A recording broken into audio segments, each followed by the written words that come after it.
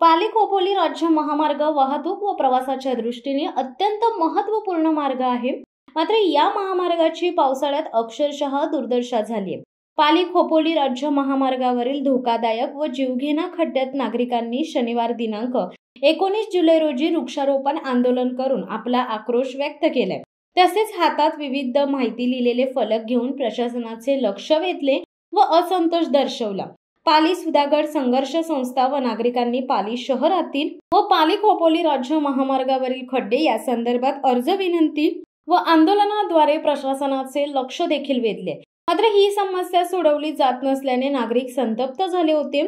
त्यामुळे पालीतील रस्ते व वाकण पाली खोपोली राज्य महामार्गावरील जीवघेणे खड्डे कायमस्वरूपी न भरल्यास शनिवार दिनांक 19 जुलै रोजी या सर्व खड्ड्यात वृक्षारोपण आंदोलन केले जाईल। याबाबत संबंधित प्रशासनाला नागरिक व पाली सुधागड संघर्ष संस्था यांच्या वतीने निवेदन दिले होते।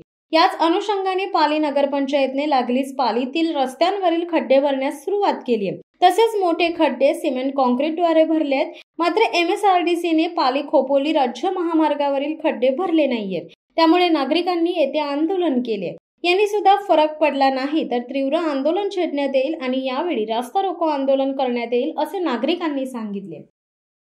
शिवसत्ता टाइम्ससाठी धम्मशील सावंत, रायगड।